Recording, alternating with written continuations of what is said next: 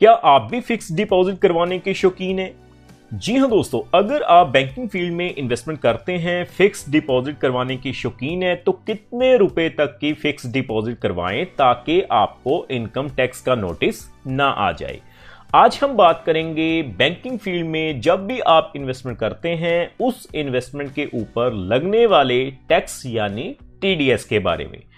दोस्तों, टॉपिक आपको पता चल चुका है। आज की इस वीडियो में हम डिटेल में बात करेंगे कि टीडीएस क्या है, कब आपको फिक्स डिपॉजिट के ऊपर टीडीएस देना पड़ सकता है।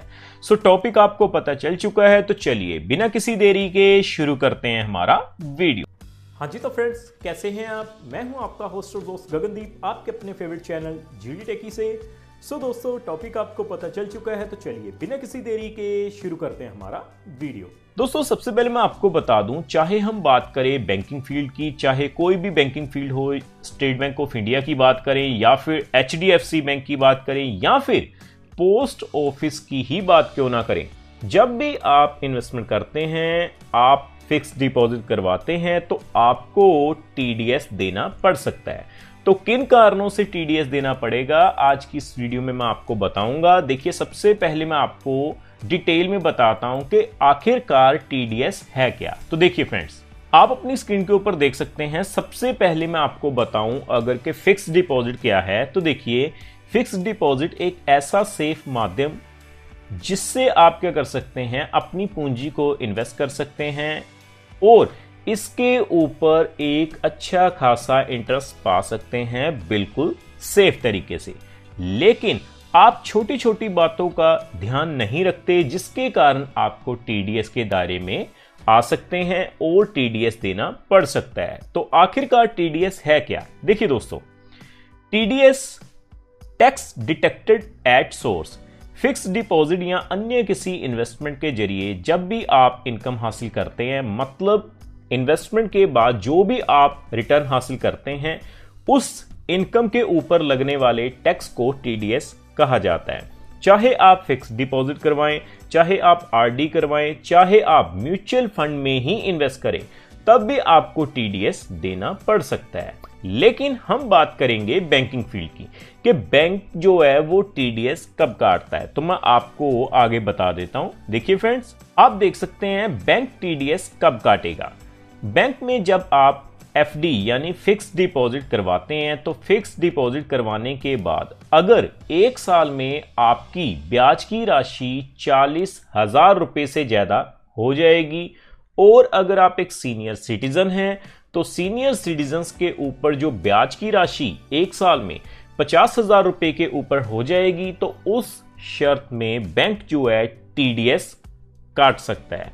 फिक्स डिपॉजिट करवाते समय अगर आपने पैन नंबर बैंक में सबमिट किया है, तो फिर तो आपको 10% टीडीएस लगेगा। इसके अलावा अगर आप एक सीनियर सिटीजन हैं, तब भी आपको 10% ही टैक्स लगेगा। लेकिन अगर आपने पैन कार्ड सबमिट नहीं किया, तो उस केस में अगर आपकी राशि जो है एक साल में 40,000 से ज्यादा, सीनियर सिटीजन पे देखिए 50,000 रुपए से ज्यादा हो जाएगी, तो आपको 20% तक टीडीएस देना पड़ सकता है।